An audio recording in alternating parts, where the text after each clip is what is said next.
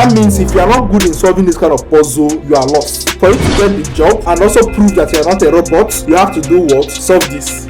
See me stressing myself to differentiate between different images here. Which one is the from? You will be frustrated. Hi guys, a quick one. Have you seen yourself doing something online before, like creating an account or filling a form, and next thing this captcha pops up asking you to prove that you are not a robot, but we have no choice than to solve it. And now when trying to solve it, you fail. This can be so frustrating. Why trying to differentiate between computers and human beings? Then why do we really need it? And the main reason why we need it is what? To protect against malicious activities. Imagine somebody writing a simple program at the comfort of his home. He can send out 10 million messages in a split second. This is something human being cannot do, but computer can do what? Can do that. And this is what we know as what? Spam. And spam can come in many ways, like abuse of what? A website. Imagine a business website. Somebody goes to the registration part, because when you register, it will insert a new user to what? Database. And someone runs a program like this to insert 10 million fake users through what? The registration process. So if there's no captcha to monitor that, it will take a normal user a minute or 2 minutes to create an account or register a new user. And now he's seeing a request to create 10 million in a split second. In that way, it triggers what? Spam and abuse. So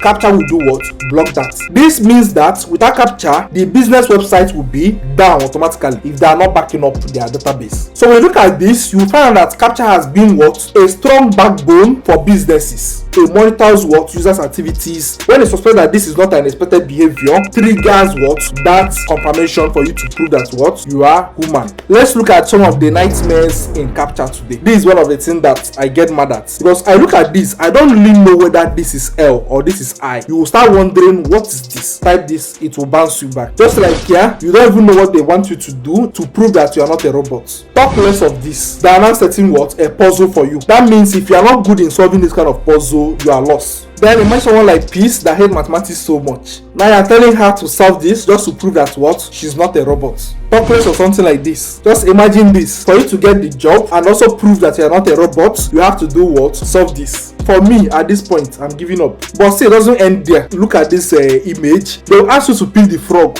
See me stressing myself to differentiate between different images here. Which one is the frog? You will be frustrated. Then Microsoft, now for me to access my LinkedIn, they require me to do what? Pick the direction of what? An image. You have to be very smart enough to know that this is even what they want, and the actual position that they send it to do what?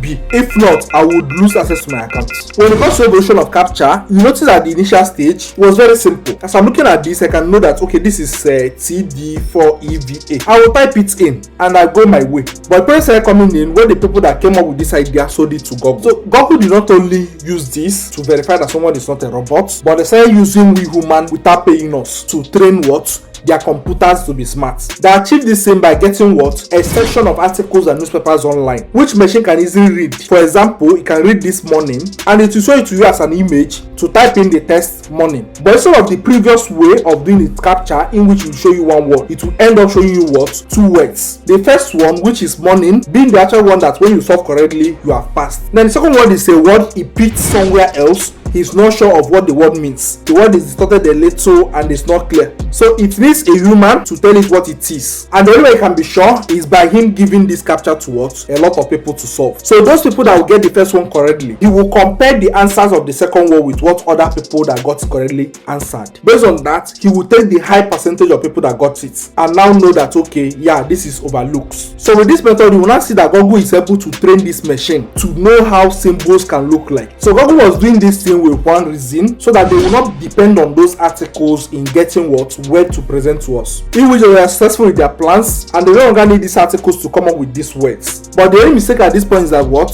The machine became smarter than we humans in solving it. So for a machine to present a captcha for us to solve, it start getting what? Difficult in a way we understand. For example, an average human can see big, but we get confused when it comes to what? This thing.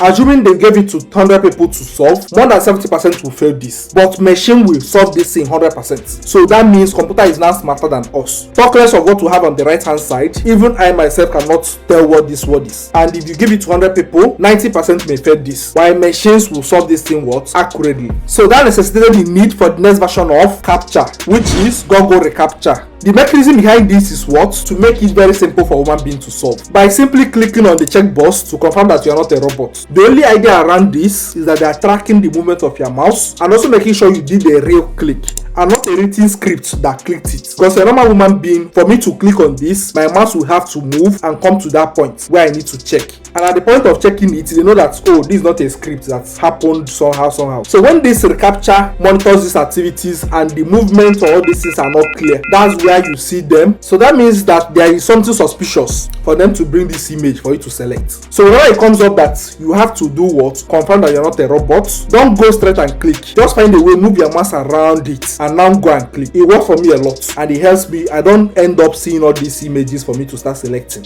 So some of the things that can trigger this Captcha popping up that image for you to select is when they notice what, there are too many requests. Whether you are clicking a button to submit multiple times, you are sending too many requests to the server, it can trigger what, Captcha. There is a way mouse will move, they suspect that this is not a normal human behavior. Then there are some tracking cookies that they will notice in your browser. It will trigger the Captcha for you to confirm. Poor network as well, likewise what, VPN. So there are many other things that when they notice, it will trigger what, that image for you to confirm. But before the image, they will always do what, bring out that recap, which is a simple checkbox. When you move this very fast like this, so when they can't track the mouse movement and you just click on the checkbox, they will suspect and do what, trigger this image for you to now select the traffic lights or select any other thing that can pop up. But to me and many others, this process is still too much just for you to register a site or do anything, and that leads to reCAPTCHA version 3, also known as no reCAPTCHA. In this way, this Captcha is what, completely hidden, but they are tracking everything you are doing on a web page and giving what, a score to it, and this score is made available for what, the developers of this website. So for example, in the registration page, when the score is low, that will make a developer show an information like, please try again in the next 5 seconds or next 5 minutes. So they don't need to show you what, the captchas again and again for you to solve. But that does not mean that everybody is using this what, latest version. There are many sites that are using the version 2, which still triggers what,